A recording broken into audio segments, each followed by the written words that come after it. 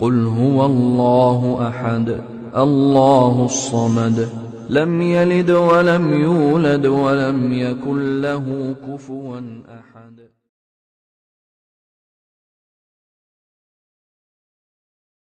إن الحمد لله نحمده ونستعينه ونستغفره ونؤمن به ونتوكل عليه ونعوذ بالله من شرور أنفسنا ومن سيئات أعمالنا. من يهده الله فلا مضل له ومن يضلل فلا هادي له وأشهد أن لا إله إلا الله وحده لا شريك له وأشهد أن محمدا عبده ورسوله. أما بعد فقد قال الله تعالى: يا أيها الذين آمنوا اتقوا الله حق تقاته ولا تموتن إلا وأنتم مسلمون. وقال الله تعالى في آية أخرى: يا أيها الناس اتقوا ربكم الذي خلقكم من نفس واحدة وخلق منها زوجها وبث منهما رجالا كثيرا ونساء واتقوا الله الذي تساءلون به والأرحام إن الله كان عليكم رقيبا. وقال الله تعالى في آية أخرى: يا أيها الذين آمنوا اتقوا الله وقولوا قولا سديدا يصلح لكم أعمالكم ويغفر لكم ذنوبكم ومن يطع الله ورسوله فقد فاز فوزا عظيما. وقال نبينا صلى الله عليه وسلم: فإن خير الحديث كتاب الله وخير الهدي هدي محمد صلى الله عليه وسلم وشر الأمور محدثاتها وكل محدثة بدعة وكل بدعة ضلالة وكل ضلالة في النار. وكما قال صلى الله عليه وسلم: اللهم صل على محمد وعلى آل محمد كما صليت على إبراهيم وعلى آل إبراهيم إنك حميد مجيد. اللهم بارك على محمد وعلى آل محمد كما باركت على إبراهيم وعلى آل إبراهيم إنك حميد مجيد. رب اشرح لي صدري ويسر لي أمري واحلل عقدة من لساني يفقهوا قولي. புகழும் புகழ்ச்சியும் ஏகனாகிய அல்லாஹ் ஒருவனுக்கே உரித்தாகி அவரது அன்பும் அருளும் இவ்வுலகிற்கு இடையாக அனுப்பப்பட்ட முஹம்மது நபி ஸல்லல்லாஹு அலைஹி வஸல்லம் அவர்கள் மீதும் அன்னாரின் அடிச்சுவட்டை அப்படியே பின்பற்றி வாழ்ந்த உத்தம சத்திய சஹாபாக்கள் சஹாபி பெண்மணிகள் மீதும் தாபிகள் மீதும் தபா தாபிகள் மீதும் மற்றும் இந்த அவையில் அமர்ந்திருக்கின்ற உங்கள் மீதும் என் மீதும் உங்களுடைய குடும்பத்தார் மீதும் என்னுடைய குடும்பத்தார் மீதும் என்று நிரந்தரமாக. அன்பார்ந்த சகோதர சகோதரிகளே, இந்த உலகத்தில் படைக்கப்பட்ட அத்தனை மனிதர்களுமே ஒரு நாள் மரணிக்கக்கூடும். இது எல்லா மனிதர்களுமே எல்லா மதத்தினர்களும் என்ன செய்திருக்கிறார்கள் நம்பக்கூடிய ஒன்று. நாம் ஒரு நாள் மரணிக்கக்கூடும், நாம் ஒரு நாள் இந்த உலகத்தை விட்டு பிரிந்து விடுவோம் என்கின்ற நிலைப்பாடோடு தான் எல்லா மதத்து மக்களும், அது ஆணாக இருக்கட்டும் பெண்ணாக இருக்கட்டும், எல்லா மனிதர்களுமே ஒரு நாள் நாம் இந்த உலகத்தை விட்டு பிரிய போகிறோம் என்கின்ற நம்பிக்கையோடு வாழ்ந்து கொண்டிருக்கிறார்கள். அப்போ எல்லா மனிதர்களுமே இதை நம்பிக்கை கொள்கிறார்கள். நமக்கும் அவர்களுக்கும் உள்ள வேறுபாடு என்ன? நாமும் மரணத்தை நம்புகிறோம், நாமும் ஒரு நாள் மரணிக்க போகிறோம் என்ற நம்பிக்கையோடு வாழ்ந்து கொண்டிருக்கிறோம். அது 60ஆக இருக்கலாம், 80ஆக இருக்கலாம், இல்லை 20ஆக கூட இருக்கலாம். எந்த வயதினாலும் மரணம் என்ன செய்யும்? ஒரு மனிதனுக்கு வந்தே தீரும். அப்ப அவர்களும் நம்புகிறார்கள், நாமும் நம்புகிறோம். அப்ப அவர்களுக்கும் நமக்கும் உள்ள வேறுபாடு என்ன? அவர்களுக்கும் நமக்கும் உள்ள வேறுபாடு என்ன தெரியுமா? அவர்கள் என்ன நிலைப்பாடோடு வாழ்ந்து கொண்டிருக்கிறார் என்று சொன்னால், நாம் இந்த உலகத்தில் வாழ்கிறோம், மரணிக்கிறோம், அதோடு சரி, இதுக்கப்புறம் வேற வாழ்க்கை கிடையாது என்கின்ற நிலைப்பாடோடு அந்த மக்கள் வாழ்ந்து கொண்டிருக்கிறார்கள். நாம் இந்த உலகத்தில் வாழ்ந்து கொண்டிருக்கிறோம், இந்த உலக வாழ்க்கை மட்டும்தான், நாம் இறந்ததுக்கு பிறகு ஒரு வாழ்க்கை கிடையாது என்ற நிலைப்பாடோடு பிற மதத்து மக்கள் வாழ்ந்து கொண்டிருக்கிறார்கள். ஆனால் நாம் அப்படி கிடையாது. இந்த உலகத்துக்கு அப்புறம், இந்த உலக வாழ்க்கைக்கு அப்புறம் இரண்டு வாழ்க்கை இருக்குது. இந்த உலக வாழ்க்கைக்கு அப்புறம் இரண்டு வாழ்க்கை. அந்த வாழ்க்கை நாம் என்ன செய்திருக்கிறோம்? நம்பிக்கை கொண்டவர்களாக வாழ்ந்து கொண்டிருக்கிறோம். ஹயாத்துல் துன்யா ஒரு வாழ்க்கை, இந்த உலக வாழ்க்கை ஒன்று. ஹயாத்துல் பர்ஸஹியா என்ற இரண்டாவது ஒரு வாழ்க்கை இருக்குது. என்ன வாழ்க்கை? கபூர் வாழ்க்கை. அதான் மிக கொடுமையான ஒரு வாழ்க்கையாக அந்த கபருடைய வாழ்க்கை இருந்து கொண்டிருக்கிறது. அடுத்ததாக இது மூன்றாவது ஆகிரா, மறுமை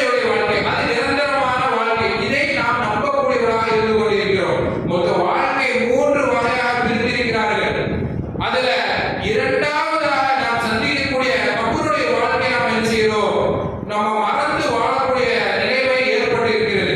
கபருடைய வாழ்க்கை என்பது மிக சாதாரண வாழ்க்கை கிடையாது. கபர்ல ஒரு மனுஷனை அடக்கம் செய்து விட்ட பிறகு, அடக்கம் முடிந்த பிறகு 2 மலக்குமார்கள் வருவார்கள். 2 மலக்குமார்கள் வந்து அவர்களிடம் கேள்வி கேட்பார்கள். சரியான விடை அளித்து விட்டோம் என்று சொன்னால், சரியான பதில் சொல்லிட்டோம் சொன்னா நாம் என்ன செஞ்சு விடுவோம்? தப்பித்து விடுவோம். நமக்கு சொர்க்கம் கட்டாயம். அப்படி இல்லை, அவங்க கேட்கக்கூடிய கேள்விக்கு நாம் தவறான முறையில பதில் அளித்து விட்டோம் சொன்னா நமக்கு என்னதான் நரகம் என்று நம்பக்கூடியவர்களாக நாம் என்ன செய்திருக்கிறோம், இருந்து கொண்டிருக்கிறோம். இது கீழே ஒரு ஹதீஸ ரசூலுல்லாஹ் சொல்றாங்க. அன்சாரி தோழர் அவர்கள் ஒரு இறந்திருக்கிறார். அன்சாரி தோழர் ஒருவர் என்ன செஞ்சாங்க? இறந்து விட்டார்கள். அவர்களை அடக்கம் செய்வதற்காக நபிகள் நாயகம் ஸல்லல்லாஹு அலைஹி வஸல்லம் அவர்கள் கபர் குழிக்கு பக்கம் போறாங்க. அந்த கபர் குழி பாதி தோண்டி பாதி தோண்டாம இருக்குது. அப்போ அங்க அமர்ந்து யோசிச்சுட்டே இருக்காங்க ரசூலுல்லாஹி ஸல்லல்லாஹு அலைஹி வஸல்லம் அவர்கள். இப்போ சஹாபாக்களும் என்ன ரசூலுல்லாஹ் யோசிச்சுட்டு இருக்காங்கன்னு சொல்லி அமைதியாவே இருக்கிறாங்க. அப்போ ரசூலுல்லாஹி ஸல்லல்லாஹு அலைஹி வஸல்லம் தலையை உயர்த்தி சொல்கிறார்கள், நீங்க இந்த கபருடைய வாழ்க்கைக்காக வேண்டி அல்லாஹ்விடம் பிரார்த்தனை செய்து கொள்ளுங்கள். அல்லாஹ்வுடைய தூதர் சொல்றாங்க, இந்த கபருடைய வாழ்க்கைக்காக வேண்டி அல்லாஹ்விடம் பிரார்த்தனை செய்து கொள்ளுங்கள் என்று ரசூலுல்லாஹ் சொல்லிவிட்டு அடுத்து சொல்றாங்க, ஒரு நல்லடியாருடைய மரணம், ஒரு நல்லடியாருடைய மரணம் எப்படி தெரியுமா இருக்கும்? வானவர்கள் அழகான ஒரு நிறத்துடைய வானவர்கள் என்ன செய்வார்களாம்? இறங்கி வருவார்களாம். யாருக்கு? நல்லடியார்களுக்கு. ஒரு நல்லடியார்கள் இறக்கக்கூடிய நிலைமையில் இருக்கும் பொழுது வானவர்கள் அவர்களுடைய அருகாமையில் வந்து உட்காருவாங்க. பயப்படாதீங்க, நீங்க என்ன செய்யாதீங்க, பயப்படாதீங்க. யாரை பார்த்து சொல்லுவாங்க? ஒரு நல்லடியாரை பார்த்து அந்த மலக்கு சொல்லுவாங்க, பயப்படாதீங்க, நீங்க அல்லாஹ்வோட உதவியால நீங்க என்ன செய்யுங்க, அந்த உடம்பை விட்டு வெளியே வாங்க சொல்லி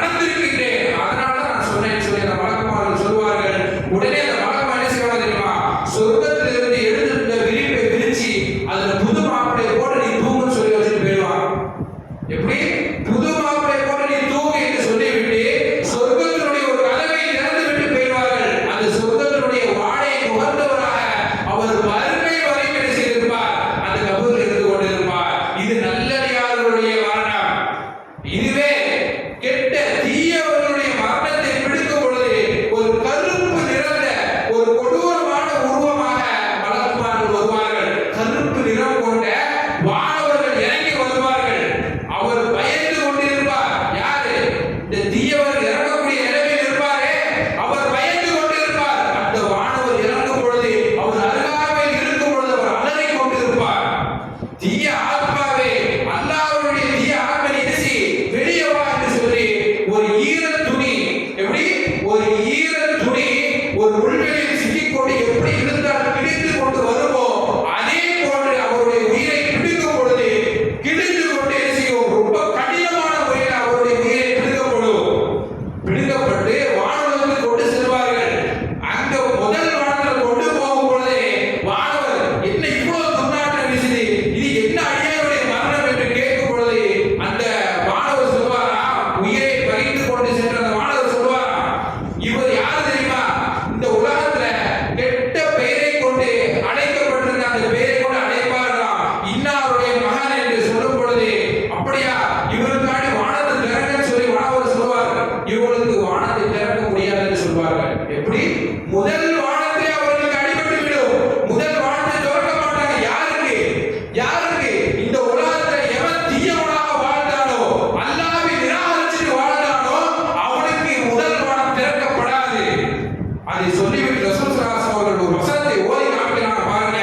இன்னல்லதீன கஸபு பிஆயாத்தினா, அவர்கள் யார் தெரியுமா, அவர்கள் நம்முடைய ஆயத்தை பொய்ப்பித்தார்கள். யாரு? இன்னல்லதீன கஸபு பிஆயாத்தினா, அவர்கள் நம்முடைய ஆயத்தை பொய்ப்பித்தார்கள். வஸ்தக்பரு, மேலும் பெருமை எடுத்துக் கொண்டு இந்த உலகத்தில் வாழ்ந்தார்கள். அவர்களுக்கு வானம் திறக்கப்படாது. அதுக்கப்புறம் லா லா துஃபத்தஹு லஹும் அப்வாபுஸ் ஸமா, வானத்துடைய கதவுகள் அவர்களுக்கு திறக்கப்படாது. எதுவரை தெரியுமா, அவர்களுக்கு வானத்துடைய கதவும் திறக்கப்படாது. வலா யதுஹுலூனல் ஜன்னத, அவர்கள் சொர்க்கத்திற்குள்ளே என்ன செய்ய மாட்டாங்க, நுழைய மாட்டாங்க. எதுவரைக்கும் ஹத்தா எலிஜல் ஜபல், ஒட்டகம் நுழையும் வரை. எதுல? ஃபி சம்மில் ஹியாதி, ஊசியினுடைய காதுல ஒட்டகம் நுழையும் வரை அவர்கள் சொர்க்கத்தில் நுழைய மாட்டார்கள். ஊசியினுடைய ஒரு காது எவ்வளவு பெருசு இருக்கும், ஊசியினுடைய நுழைவாயில் எவ்வளவு தான் இருக்கும், அதுல ஒட்டகம் நுழையுமா, சாத்தியமா? அதே மாதிரிதான் அந்த ஒட்டகம் அந்த ஊசியில் நுழையாத வரை அவர்கள் சொர்க்கத்தில் நுழைய மாட்டார்கள். யாரு?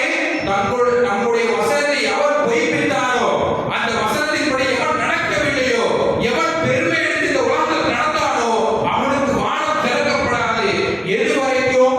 ஒட்டகம் ஊசியுடைய காதில் நுழையும் வரை அவனுக்கு என்ன செய்யப்படாது, வானம் திறக்கப்படாது என்ற வசனத்தை அந்த இடத்தில் ஓதி காமிக்கிறார்கள் ரசூல் ஸல்லல்லாஹு அலைஹி வஸல்லம் அவர்கள். நம்மளுடைய நிலைமை யோசித்து பாருங்கள் சகோதரர்களே. நாம் என்ன செய்ய வேண்டும், அந்த கபருடைய வாழ்க்கை நல்ல முறையில் அமைய வேண்டும். நம்மளுக்கு வானங்கள் திறக்கப்பட வேண்டும் என்று சொன்னால் அல்லாஹ்வுடைய வசனத்தை பொய்ப்பிக்காமல் நாம் என்ன செய்ய வேண்டும், வாழ வேண்டும். அதுக்கப்புறம் ரசூல் ஸல்லல்லாஹு அலைஹி வஸல்லம் சொல்கிறார்கள், அந்த உயிரை கைப்பற்றி வந்தார்கள் பாருங்க, அந்த வானவர்கள் சொல்லப்படும், நீங்க இந்த உயிரை பூமியுள்ள அடித்தட்டில் இருந்து பாருங்க, அடித்தட்டில் உள்ள சிஜ்ஜீன் என்ற ஒரு பதிவேட்டை என்ன செய்யுங்க, அவருடைய உயிரை பதிவு செஞ்சு அவருடைய ரூஹை என்ன செஞ்சிருங்க, தூக்கி வீசிருங்க என்று அல்லாஹ் சொல்வானா. எப்படி தூக்கி வீசிருங்க. அதையும் அல்லாஹ் சொல்றார், தன்னுடைய திருமறையில கூறுகின்றான், அல்லாஹ்வுக்கு யார் இணை வைக்கிறார்களோ அவர்களை வானத்திலிருந்து முகக்குப்புற தள்ளி விடுவார்கள். எப்படி அல்லாஹ்வுக்கு யார் இணை வைக்கிறார்களோ அவர்களை வானத்திலிருந்து முகக்குப்புற தள்ளி விடுவார்கள். தள்ளிவிட்ட மாத்திரமே பறவைகள் அவர்களை என்ன செய்துவிடும், வாரி தூக்கி கொண்டு சென்று விடும். அது அப்படி சென்று விட்டது மட்டுமல்லாமல் ஒரு பெரும் காற்றடித்து அவர்களை என்ன செய்துவிடும், அவர்கள்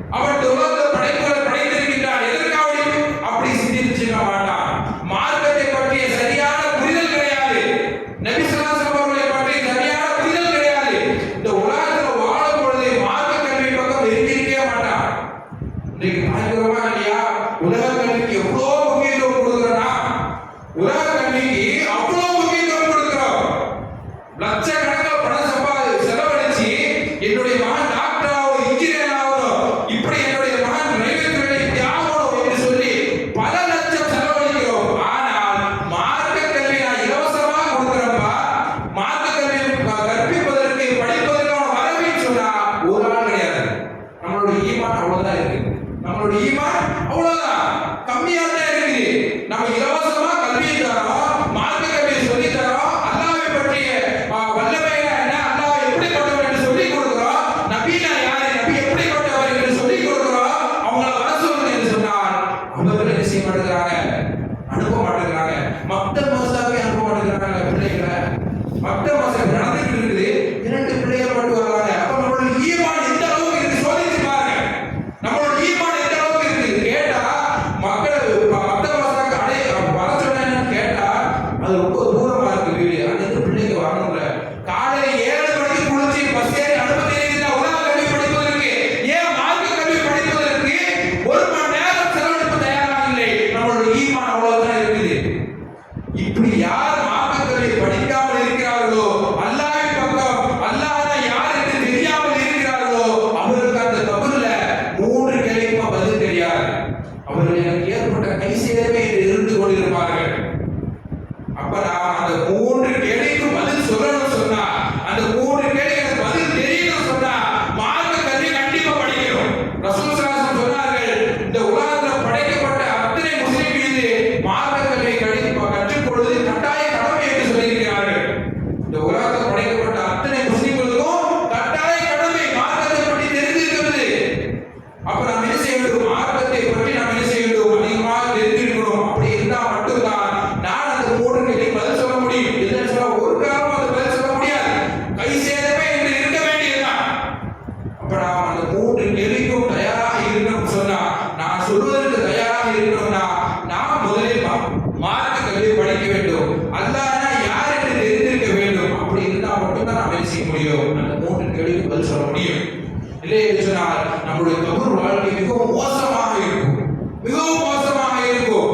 2 கபர் என்ன செய்யும், 2 பக்கமும் அந்த மனுஷனை போட்டு நெருக்கும். வலா எழும்போது வலா எழுப்பு என்ன செய்யும், பிணைந்து கொள்ளும். அந்த அளவுக்கு கொடுமையாக இருக்கும் கபருடைய வாழ்க்கை.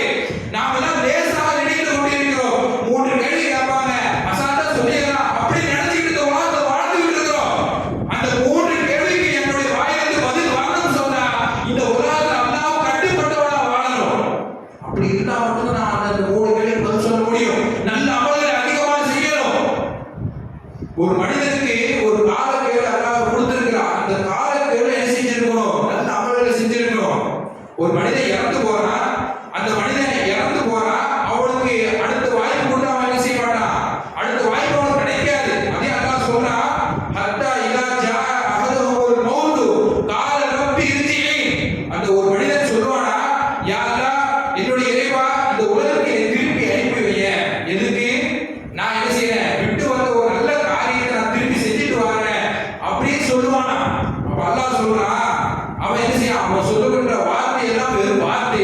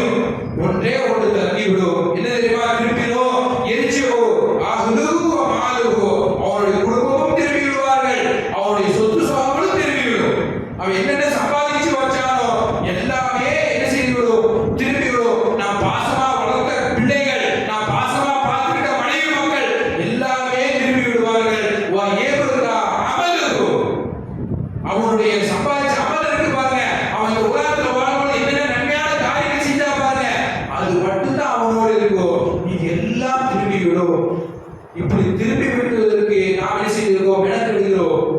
நான் சம்பாதிக்கிறோம், காசு பணம் சம்பாதிக்கிறோம், நிறைய வீடு கட்டணும், நிறைய பங்களா கட்டணும் என்றுதான் இந்த உலகத்தில் வாழ்ந்துட்டு இருக்கிறோம். இந்த உலக வாழ்க்கைக்காண்டி ஒரு காலமும் நாம் என்ன செய்யக்கூடாது? வாழக்கூடாது. அப்படி இந்த உலக வாழ்க்கைக்காக வேண்டி மட்டும் வாழ்ந்தோம் சொன்னா கண்டிப்பான முறையில நம்மளுக்கு அந்த கபருடைய வேதனை மிகவும் மோசமா இருக்கும். அப்ப கபருடைய அந்த கபூர்ல கேட்கப்படக்கூடிய கேள்விக்கு நான் பதில் சொல்லணும் சொன்னா அல்லாஹ்வுக்கும் அல்லாஹ்வுடைய கட்டுப்பட்டு இதை செய்யணும். இந்த உலகத்துல வாழணும். அவர்கள் என்னென்ன சொன்னார்களோ, எதை விட்டு தடுத்தார்களோ அதெல்லாம் விட்டு இந்த ஒதுங்கி வாழ்ந்தோம் சொன்னா அந்த கபருடைய வாழ்க்கை நம்மளுக்கு என்ன செய்யும்? லேசான முறையில் இருக்கும். இதை மனதில் வைத்துக் கொண்டு 3 கேள்விக்கு பதில் கூறும் விதமாக இந்த உலக வாழ்க்கை நம்ம என்ன செய்ய வேண்டும்? மாற்றிக்கொள்ள வேண்டும். எப்படி? எனக்கு அந்த 3 கேள்விக்கு நான் பதில் சொல்லணும். அப்படி நான் என்ன செய்யணும்? இந்த உலகத்தை மாற்றிட்டு இருக்கணும். அந்த 3 கேள்விக்கு நான் பதில் சொன்ன என்னென்ன செய்யணும்? அவர்களுக்கு அதிகமாக செய்யணும், அல்லாஹ்வுக்கு கட்டுப்பட்டு நடக்கணும். இப்படி நடந்தோம் சொன்னா அந்த 3 கேள்விக்கு நம்மளுக்கு என்ன செய்யலாம்? பதில் சொல்லலாம். அதே மாதிரி ரசூல் ஸல்லல்லாஹு அலைஹி வஸல்லம் கபரை பற்றி சொல்கிறார்கள். அதாவது ரசூல் சொன்னாங்க, நீங்கள் ஜனாசாவை அடக்கம் செய்ய மாட்டீர்கள் என்ற பயம் இல்லை என்றால் நான் என்ன செஞ்சிருப்பேன்? எனக்கு கேட்கப்படக்கூடிய அந்த கபருடைய வேதனை உங்களுக்கும் கேட்கும்படி அல்லாஹ்விடத்தில் பிரார்த்தனை செய்திருப்பேன் என்று ரசூல் ஸல்லல்லாஹு அலைஹி வஸல்லம் சொல்லியிருக்கிறார்கள். அவ்வளோ வேதனை இருக்கும் அந்த கபருடைய வேதனை. ரசூல் ஸல்லல்லாஹு அலைஹி வஸல்லம் சொன்னாங்க, நீங்க பயப்பட மாட்டீங்கன்னு தெரிஞ்சிச்சுன்னா அல்லாஹ்விடத்தில் நான் பிரார்த்தனை செஞ்சிருப்பேன். எதுக்கு? எனக்கு கேட்கிற மாதிரி கபருடைய வேதனை உங்களுக்கும் கேட்க வச்சிருப்பேன் என்று ரசூல் ஸல்லல்லாஹு அலைஹி வஸல்லம் என்ன செய்றாங்க? சொல்றாங்க. அந்த அளவுக்கு வேதனைகள் என்ன செய்யுமா? அந்த கபூர்ல நடந்து கொண்டே இருக்குமா?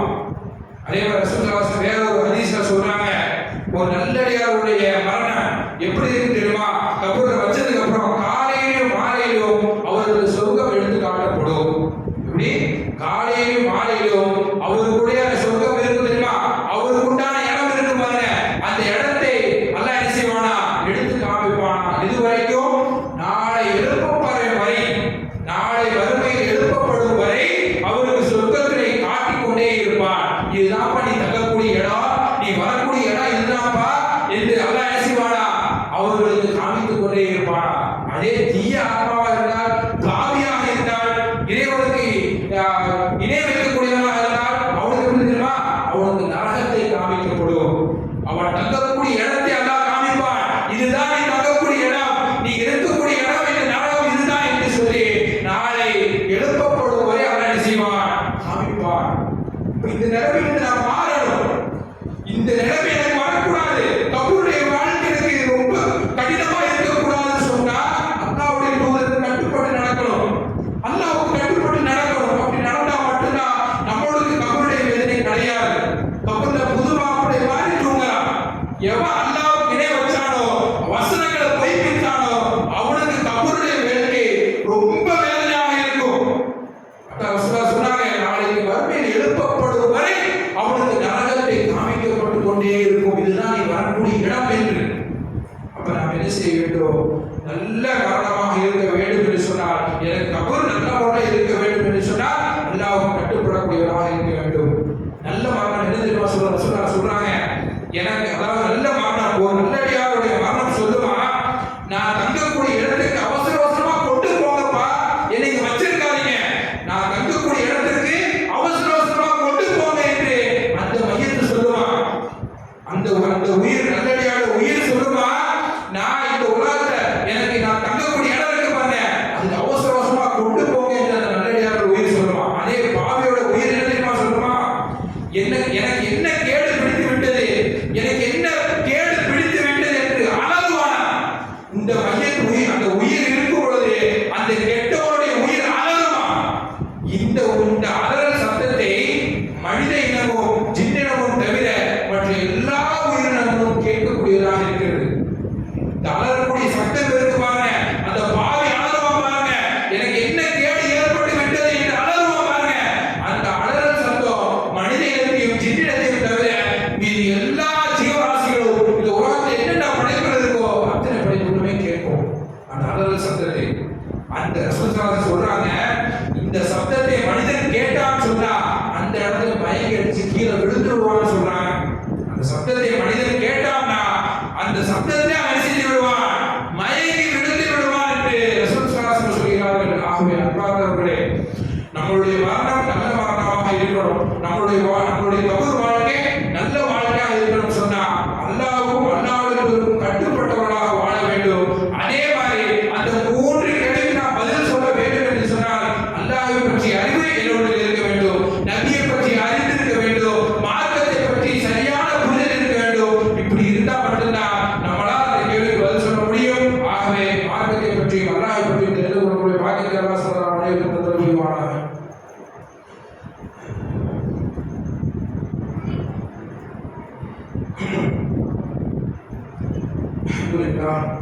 அல்ஹம்துலில்லாஹ் வஸ்ஸலாத்து வஸ்ஸலாமு அலா ரசூலில்லாஹ் வ அலா ஆலிஹி வ ஸஹ்பிஹி வ மன் வலா. அன்பார்ந்த சகோதரர்களே, கபருடைய வாழ்க்கை லேசாக இருக்க வேண்டும் என்று சொன்னால் என்னென்ன செய்ய வேண்டும் என்பதை பற்றி பார்த்தோம். அடுத்தபடியாக ரசூல் ஸல்லல்லாஹு அவர்கள் கபருடைய வேதனையிலிருந்து பாதுகாப்பதற்காக ஒரு துஆவை நமக்கு சொல்லிக் கொடுத்திருக்கிறார்கள். என்ன துஆ? நம்ம ஒவ்வொரு கடமையான தொழுகையிலும் சரி, நஃபிலான தொழுகையிலும் சரி, இந்த துஆவை நம்ம என்ன செய்வோம்? ஓதக்கூடியவர்களாக இருப்போம். என்ன துஆ? அல்லாஹும்ம இன்னி அஊது பிக மின் அதாபில் கப்ர். ரசூல் ஸல்லல்லாஹு அவர்கள் பாருங்க, முன்பின் பாவம் மன்னிக்கப்பட்ட ரசூல் ஸல்லல்லாஹு அவர்கள் கபருடைய வேதனையிலிருந்து பாதுகாப்பு தேடியிருக்காங்க. ஒமின் அதாபில் ஜஹன்னம், நரக வேதனையிலிருந்து பாதுகாப்பு தேடியிருக்காங்க.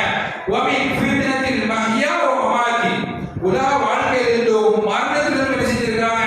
பாதுகாப்பு தேடியிருக்காங்க. ஒமின் ஷர்ரி ஃபித்னத்தில் மஷீஹ் தஜ்ஜால், தஜ்ஜாலுடைய வேதனையிலிருந்து அல்லாஹ்வுக்கு என்ன செஞ்சிருக்காங்க? பாதுகாப்பு தேடியிருக்காங்க. இந்த துஆவை நம்மளுக்கு என்ன செஞ்சிருக்காங்க? கற்றுக் கொடுத்திருக்கிறார்கள். ஒவ்வொரு ஃபர்லான தொழுகைக்கு பிறகும் இந்த துஆவை என்ன செய்யணும்? ஓதக்கூடியவர்களாக இருக்கிறோம். ஒவ்வொரு ஃபர்லான தொழுகை மட்டுமல்லாமல் ஏனைய நேரங்களிலும் என்ன செய்ய வேண்டும்? இந்த துஆவை ஓத வேண்டும். இப்படி இந்த துஆவை ஓதணும் சொன்னா கண்டிப்பான முறையில் நாம் கபருடைய வேதனை என்ன செய்யலாம்? பாதுகாக்கலாம். அதே மாதிரி நாளைக்கு மறுமை நாள்ல தஜ்ஜாலுடைய மிக கொடுமையான அந்த நாள்ல தஜ்ஜால் வருவான். அந்த தஜ்ஜாலுடைய வேதனையிலிருந்து என்ன செய்யலாம்? பாதுகாக்கப்படலாம். அழகான ஒரு துஆவை என்ன செஞ்சிருக்காங்க? கற்று தந்திருக்கிறார்கள். தெரியாதவர்கள் என்ன செய்ய வேண்டும்? மனப்பாடம் பண்ணி இந்த துஆவை என்ன செய்யுங்க? அடிக்கடி ஓதிக்கிட்டு. ஏன்னா முன்பின் பாவம் மன்னிக்கப்பட்ட ரசூல் ஸல்லல்லாஹு அவர்களே இந்த துஆவை அதிகம் ஓதக்கூடியவர்களாக இருந்திருக்கிறார்கள். அவர்களுக்கு என்ன முன்பின் பாவம் மன்னிக்கப்பட்டாச்சு, அவ்வளவுதான். அவர்களே இந்த துஆவை ஓதக்கூடியவர்களாக இருக்கிறார்கள் என்று சொன்னால் நாமெல்லாம் ஏமாத்துறோம். அப்ப நாமும் என்ன செய்ய வேண்டும்? இந்த துஆவை தெரிந்தவர்களும் சரி, தெரியாதவர்கள் என்ன செய்ய வேண்டும்? மனப்பாடம் பண்ணி இந்த துஆவை அதிகமாக ஓத வேண்டும். ஆகவே அன்பார்ந்த சகோதரர்களே, இன்றைக்கு எதெல்லாம் கேட்டோமோ அதன் அடிப்படையில் வாழக்கூடிய மக்களாக நம்முடைய மக்கள் கூறுவாராக. யா அய்யுஹல்லதீன ஆமனு தக்குல்லாஹ் வ கூலு கௌலன் சதீதா